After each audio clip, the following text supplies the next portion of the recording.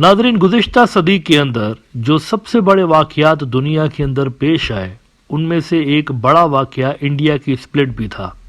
इस वाक़ये की वजह से ना सिर्फ ये कि दुनिया का नक्शा चेंज हुआ, बल्कि इस वाक़ये के बाद एक पावर बैलेंस भी एशिया का शिफ्ट हुआ। आप अंदाज़ा करिए कि अगर अनडिवाइडेड इंडिया होता, यानी कि पाकिस्तान से लेकर तो बांग्लादेश तक एक ही इंडिया अगर होता, तो वो इंडिया आज शायद एशिया का सबसे पावरफुल मुल्क होता। ना उसके सामने चाइना टिक पाता, ना कोई और फोर्स, क्योंकि आबादी के हिसाब से भी ये दुनिया का सबसे बड़ा मुल्क होता। इससे यकीनी तौर पर ग्लोबल पावर डायनामिक्स भी अलग ही होती। लेकिन मसला यहाँ पर यह है कि अगर ऐसा मुल्क हिंदुत्व के किसी फाशिस्ट के हाथ में होता, जैसे कि आजकल का इंडिया है, आरएसएस का कोई दहशतगर्द इस इतने बड़े मुल्क के ऊपर आके बैठ जाता, तो यकीनी तौर पर इस मुल्क के अंदर भी कत्लो गारत बहुत ज़्यादा होती, लोग लड़ रहे होते मजहब के नाम पे, और रीजनल डिस्टेबलाइजेशन भी बहुत ज़्यादा होती। तो ये जो स्प्लिट हुई है ना 1947 में,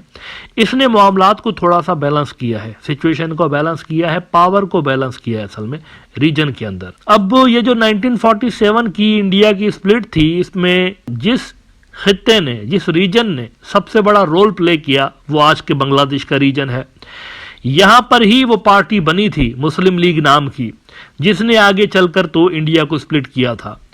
लेकिन अफसोस की बात यह है कि वक्त के साथ साथ इस पार्टी और इसके जो लीडरान थे और इसके जो हीरोज थे, 1947 की लड़ाई के जो हीरोज थे, उनको इस तरह से बांग्लादेश की तारीख से मिटा दिया गया गोया कि वो कभी थे ही नहीं। लोगों को सिर्फ और सिर्फ पढ़ाया गया 1971, यानी उससे पहले वाला जो इतना बड़ा इनकलाब था जिसने दुनिया का नक्शा चेंज किया हुआ था, उसको भुला दिया गया। और इसकी वजह ऑब्वियसली सियासी थी। अवामी लीग चाहती थी कि पब्लिक जो है बांग्लादेश की और जो नई नस्ल है वो सिर्फ और सिर्फ 1971 पे फोकस करे, क्योंकि इससे उनके वो जो स्ट्रेटेजिक डिजाइन्स थे, वो जो इंडिया के साथ बेहतर ताल्लुकात रखना चाहते थे और सियासी जो उनकी नोयत के रिलेशंस थे, उनमें उनको फायदा हो रहा था। लिहाजा वो चाह रहे थे कि पब्लिक सिर्फ इंडिया को देखे और पहले वाले जो मामलात थे उसको भुला दें और हिस्ट्री को 1971 से शुरू करें। लेकिन इस वक्त बांग्लादेश खुद को ऑटो करेक्ट कर रहा है और नई जो नस्ल है, जनरेशन जी जिसे कहते हैं, उनकी तरफ से ये बड़ी डिमांड सामने आई है रिसेंटली कि हमारी जो हिस्ट्री है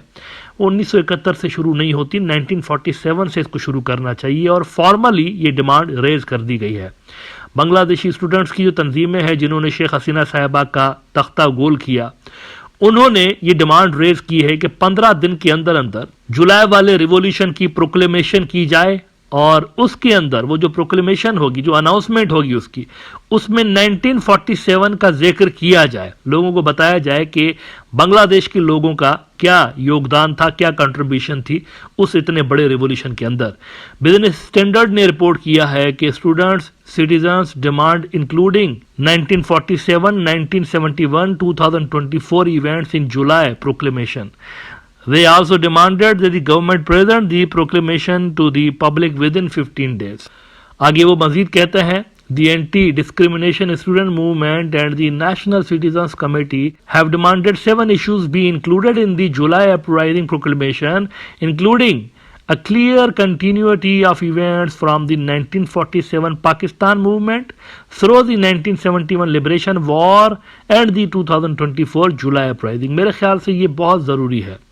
बांग्लादेश की नई नस्ल को पता होना चाहिए कि यहाँ पर जो लोग पैदा हुए, जिन्होंने आगे चलकर फिर इंडिया की स्प्लिट में अपना एक किरदार अदा किया और आज के मॉडर्न बांग्लादेश की असल में बुनियाद उस वक्त रखी गई थी 1947 में।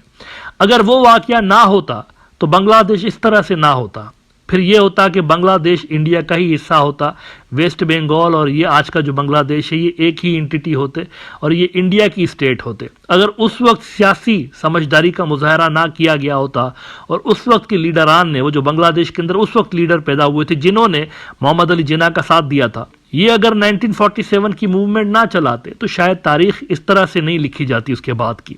उसके बाद 1971 ने भी नहीं होना था, क्योंकि सिर्फ पाकिस्तान का ये वाला इलाका होता आज का और बाकी पूरा का पूरा इंडिया होता। लेकिन उस वक्त के जो लीडरान हैं उन्होंने इंडिया के जबड़ों से आज़ादी छीन कर तो अपने लोगों की दी थी, लेकिन उनको भुला दिया गया था। तो उनके किरदार को अप्रिशिएट करने के लिए, रिवाइव करने के लिए एक स्ट्रगल बांग्लादेश के अंदर शुरू हो चुकी है। अच्छा, अब प्रैक्टिकली देखा जाए تو ان کی یہ جو ڈیمانڈ ہے اس کو مکمل طور پر ماننے کے لیے بنگلہ دیشی کانسٹیٹیوشن کے اندر بھی کچھ امینڈمنٹس کرنی پڑیں گی، کیونکہ بنگلہ دیش کا جو موجودہ کانسٹیٹیوشن ہے یہ 1971 والے جو سول وار تھی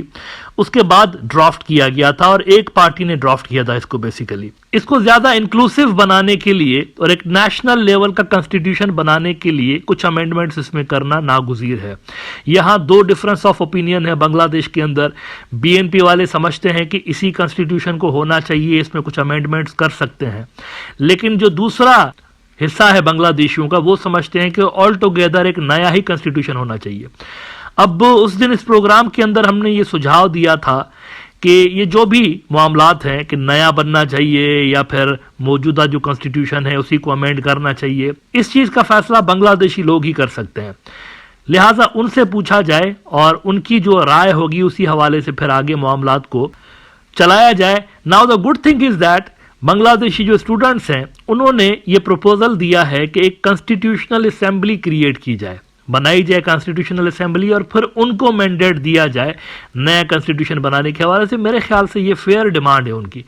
بیکاز یہ جو چیز ہے نا کانسٹیٹیوشنل اسمبلی کی کریشن، یہ بھی پاور اصل میں نیچے سے ہی آ رہا ہوگا، لوگوں سے ہی پاور آ رہا ہوگا، تب کانسٹیٹیوشنل اسمبلی بن رہی ہوتی ہے، الیکشن کے ذریعے بن رہی ہوتی ہے۔ بزنس اسٹینڈرڈ رپورٹ کر رہا ہے اسی حوالے سے کہ additionally the declaration should express a commitment to abolishing the fascist constitutional system and creating a completely new democratic constitution through an elected constituent assembly. The new political arrangement should prioritize the elimination of all forms of discrimination and build the state structure based on citizens' identity, the organization said. Now میرا نہیں خیال کہ یہ کوئی unfair قسم کی ان کی demand ہے یا ایسی کوئی ڈیمانڈ ہے جس میں کوئی غیر قانونی پہلو آپ کو اس میں نظر آتا ہے۔ میرے خیال سے یہ فیئر ڈیمانڈ کر رہے ہیں، کیونکہ الٹیمیٹلی یہ لوگوں کی پارٹیسپیشن کی بات کر رہے ہیں کہ ہمارے جو لوگ ہیں وہ پارٹیسپیٹ کریں، وہ الیکٹ کریں کانسٹیٹیوشنل اسمبلی کو، اور پھر وہ اسمبلی نیا کانسٹیٹیوشن ڈرافٹ کرے۔ اب دیکھتے ہیں کہ یہ معاملات آگے کہاں تک جاتے ہیں، نیا کانسٹیٹیوشن بنتا ہے یا موجودہ کانسٹیٹیوشن کے اندر ہی بہت ساری امینڈمنٹس کر کے اس کو نئی شکل دے دی جاتی ہے، دیٹ وی نیڈ ٹو سی۔ لیکن اس بات پہ تو میرے خیال سے کنسنسس بنگلہ دیش کے اندر ضرور بلڈ کرنا چاہیے کہ 2024 والا ریولیوشن اور 1947 والا جو ریولیوشن ہے اس کو بنگلہ دیش کی ہسٹری، بنگلہ دیش کے کانسٹیٹیوشن کے اندر ضرور ایڈ کرنا چاہیے، کیونکہ یہ دونوں چیزیں ڈائریکٹلی لنکڈ ہیں بنگلہ دیش کی فیوچر کے ساتھ۔